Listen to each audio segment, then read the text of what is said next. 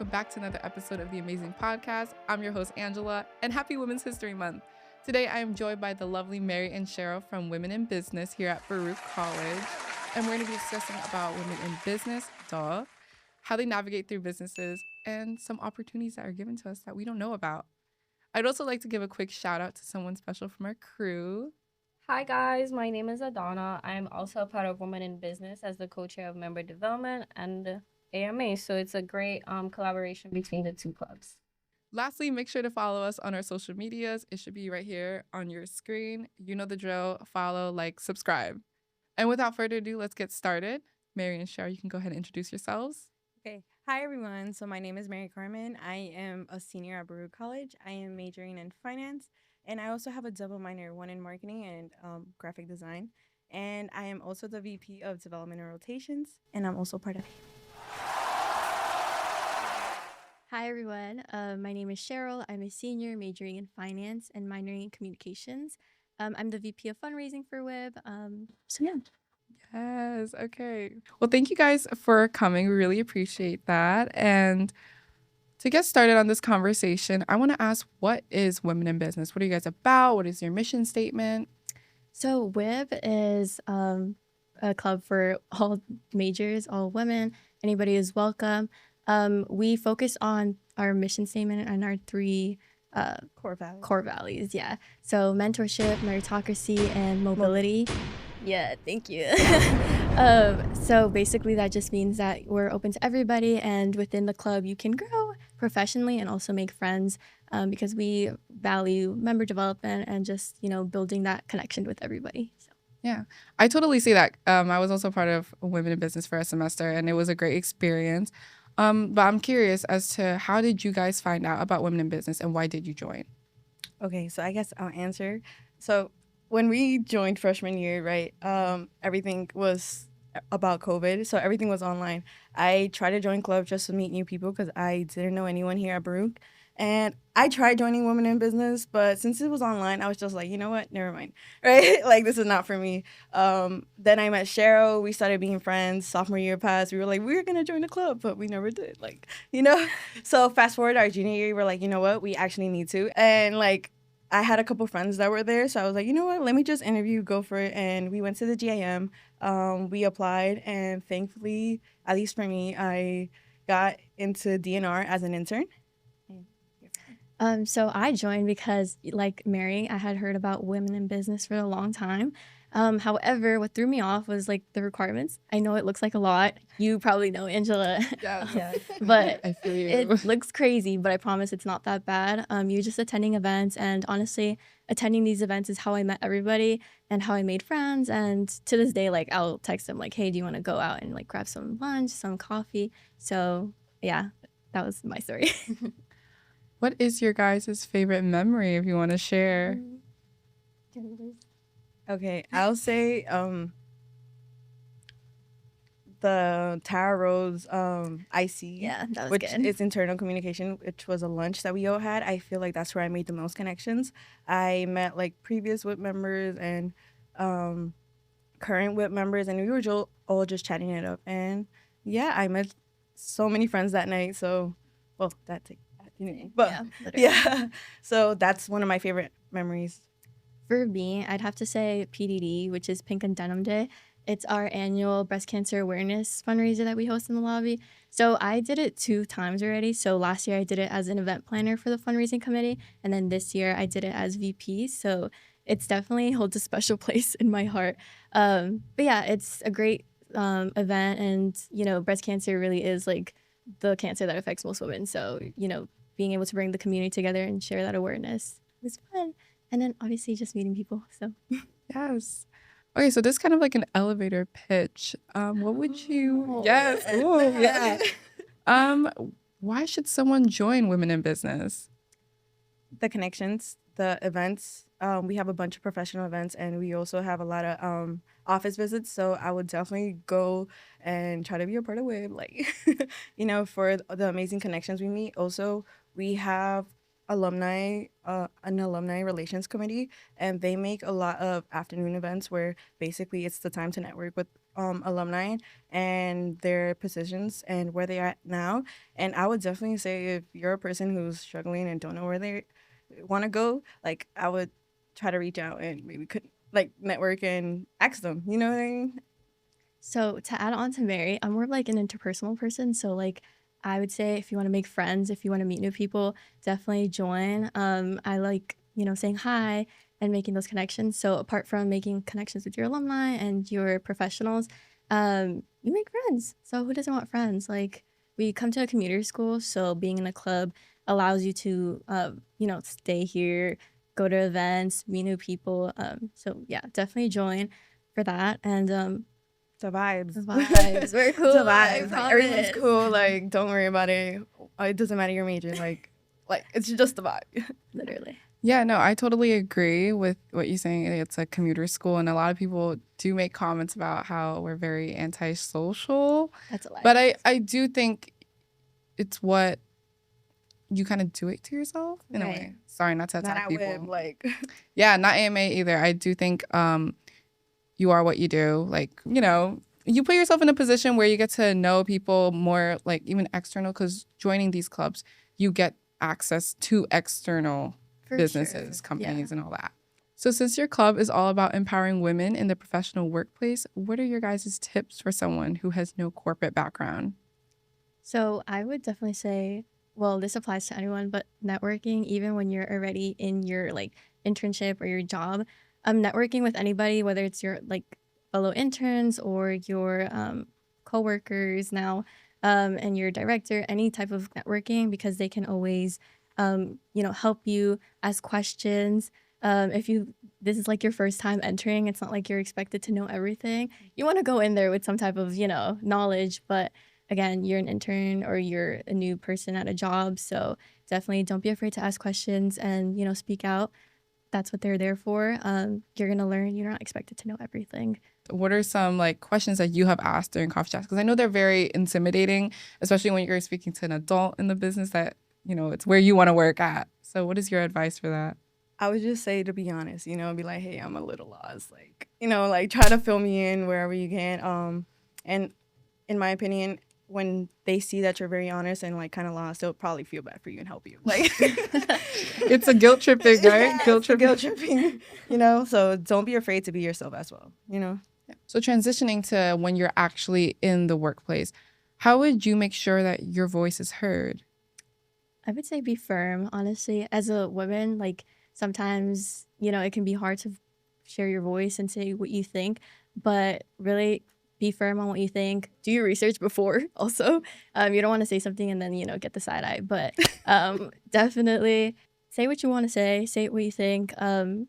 It can be intimidating, even like not just in like when you're at work, but even in class. Raise your hand. What you say, it can't be that bad. Just go for it. Yeah. There also is a stereotype of women being people pleasers. But I also think it's naturally, like, we can't even, like, it is Well, you can't natural. judge. I think I'm you just know? too nice. It's not about people. Like, It's because Yeah. if you don't say yes, like then it's like, oh, well, she's she's terrible. Yeah, Like, right? we It's hate like her. just fire her They're at just that haters. point. And it is kind of like, it's just in our natural chemistry. Like, not chemistry, but like what we're born with. You know what I mean? Like, naturally, we're like mothers, I guess, as people would say. Sorry, don't cancel me for that. I don't know if I would get canceled for that. No, you're right. You're right. But yeah, it's just like, Men are just it is, hard for us to say no. no. I agree. So when learning how to say no, have you guys been in a situation where it was difficult for you to say no? So for me, like not just in the workplace, but like in clubs and just group work. I think group work, especially for me, applies. Like, yes, I work, but I think I spend a lot of time in school. So saying no, it's good to play devil's advocate as well. You wanna, it's not in a bad way either. You want to make sure that other ideas are heard, and especially if you're in a leader position, make sure that everybody speaks before you, because sometimes people tend to struggle with the same thing. So if you speak first, it might help, it might not help, but as like if you're in a workplace and as a girl, as a woman, definitely make sure you do what makes you comfortable and what makes you feel safe and happy. You come first. Put you Yeah. first. No, definitely agree. Like, put yourself first. Sometimes it's a little hard because like we've been speaking about, we're people pleasers, right? And at least for me, I feel like I put everybody's else's needs before mine. Like I'm gonna be a little bit real. I know I had this podcast and I was asked to do something for work, and I was like, should I do it? Should I cancel them? And I was like, no. Like, I was like, no, never mind. I just have to say no. And it's hard because I feel bad, but it's like, this was already here. Like, it's already planned. So, But you saying no benefited us for this episode. So thank you. It's good. It's good. yeah. It's good. I was actually going to literally ask what kind of shocking or funny story you had, but I guess that was one. Do you guys have any else you want to share? Shocking. Or funny. Yeah, maybe even like a bomb story. Like someone dropped a bomb on you and then you were just like shocked. Like, oh my God, like I didn't expect that. WIB tea. No, I'm playing. I mean, listen, someone Just a girl. Yeah, we do get kind of, I feel like, we are friends outside of this. We're friends. So me knowing you guys, I know it's probably hard to get us mad. Like, I feel like that's definitely our personality. I think someone has to say or do a certain something to get that anger out of us. Yeah. So has there been a specific comment ever said? And how did you deal with it personally? Because, people will deal with comments at the workplace all the time. And people say, oh, just ignore it because you're going to deal with those comments all the time. But how was your experience with that? Okay. So I received a comment, right? So a little bit of backstory, right? My dad has like this meat market. He's a butcher, right? And sometimes I go ahead and I help him out with his business, right? I step in, and it's not necessarily coworkers, but it's more like customers who are like eyeing and making like comments, and it's just a little bit awkward. But you got to be like, I'm good, thank you, like have a great day, like just I would say like as a female, it kind of makes you feel weird because it's like, damn, I'm literally just like handing you a bag and you got to say something. But For me, I was working as a lifeguard since like I turned 16, now 21. But so as a lifeguard, I was placed in a pool where there was literally only male lifeguards. It was horrendous. It was because it's not the same as working with like girls. Like, yeah, they're cool, whatever. But I can't go and talk to them the same way I would to like, my friends. So it was definitely weird. And my chief is what they call. He was also a guy and he was making jokes and I was like, you're not funny. Like he was cool. He really was cool, but he just some of the comments he made were more like rude rather than funny. The vibes were not yeah. Well, everybody else would be like, oh, you're so funny. Like, no, you're not. That's like weird. It's because you're a man. Like, stop. Yeah, no, I'm sorry that happened to you, and it's not like every day. Like, you don't want to put yourself in that position.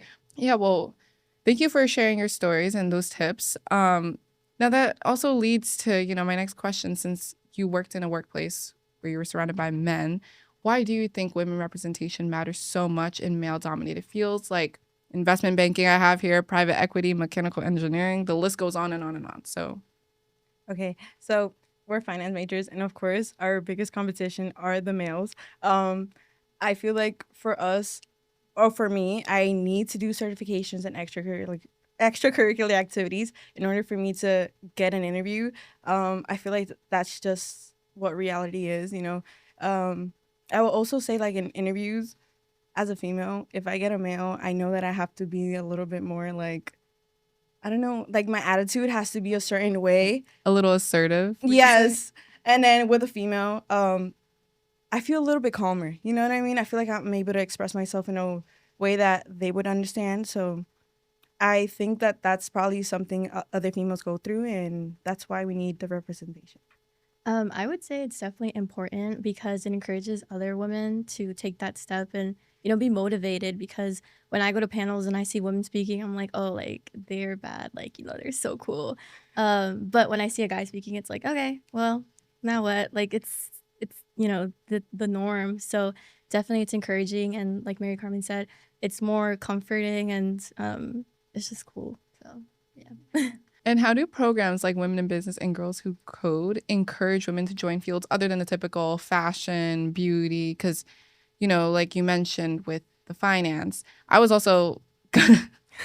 Okay, this is digging into personal. I was also going to be a finance major, and then I went for marketing.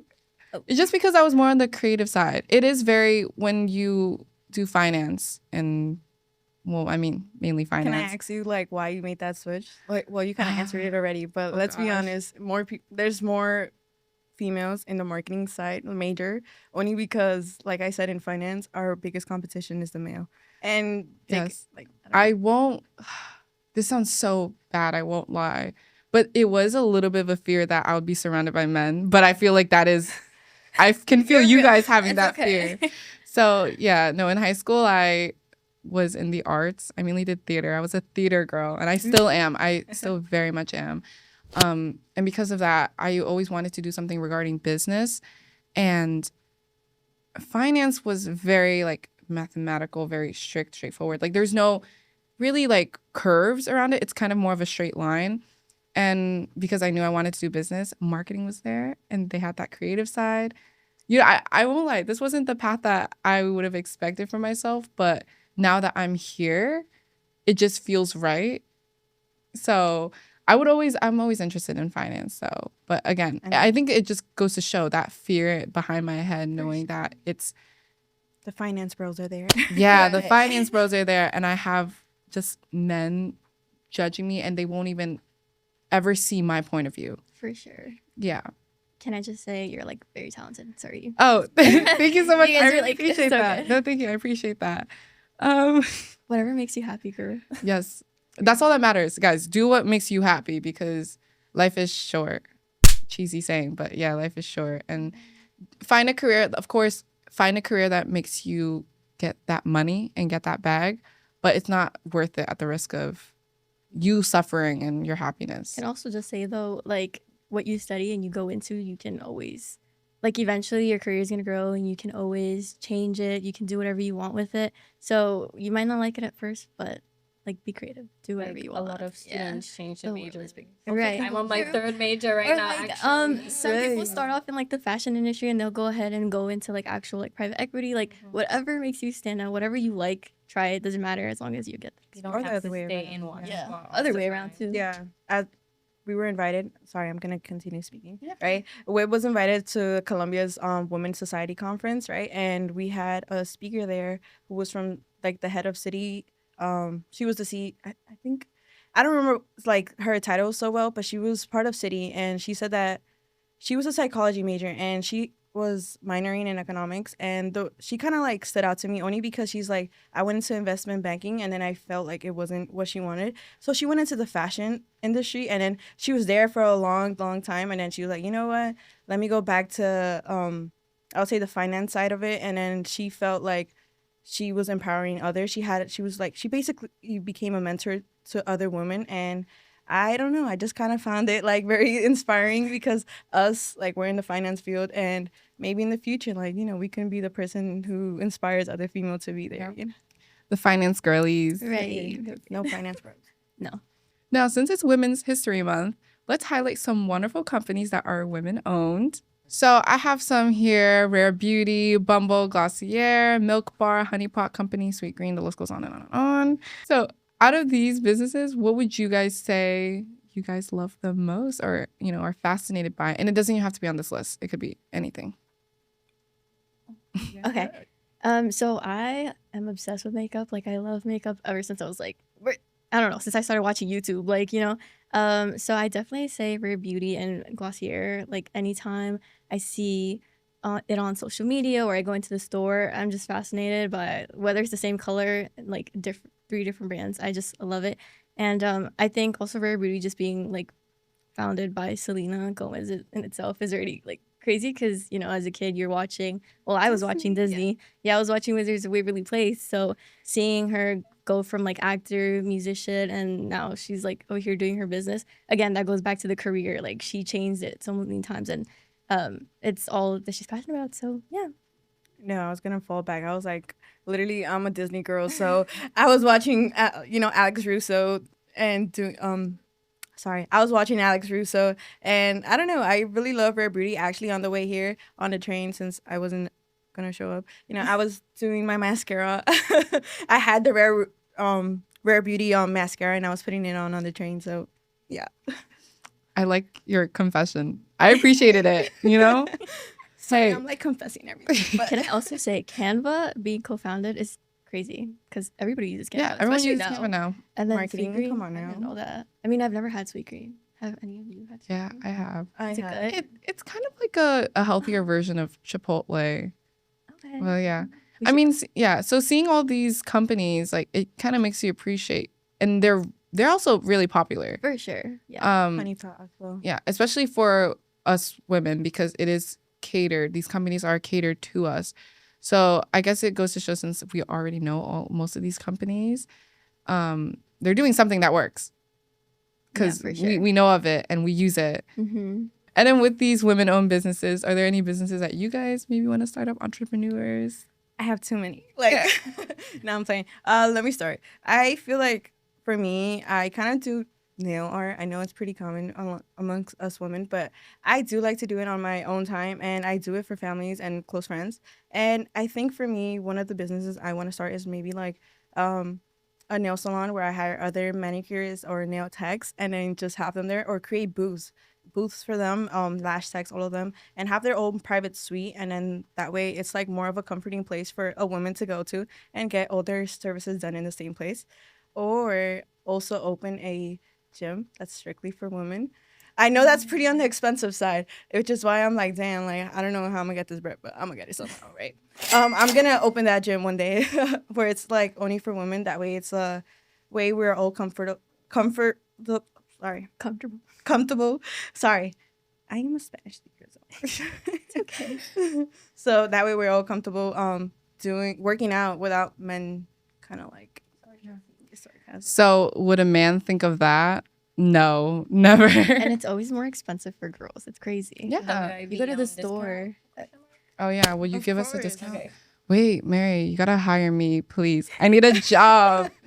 Period. Yeah, I should do the marketing. I'm a nail sorry. technician too, so I love hearing that you want to start. So please I hire do hair me. too. Like I can do my own hair. So there you go. We started. Guys, we're about to start our very own AMAX WIB business. I also do waxing, so let me know. Oh, There we Get go. your eyebrows done, please. Yes.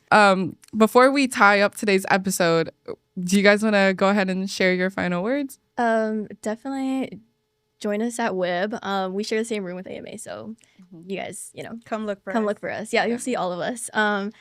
Attend our events. And don't be afraid. Definitely say what you want. Do what you want. You're a girl. You're powerful. And this is our month, so I encourage all of you to try something new and challenge yourself. And yeah, hope to see you around. Okay. Thank you so So much. it's the ending.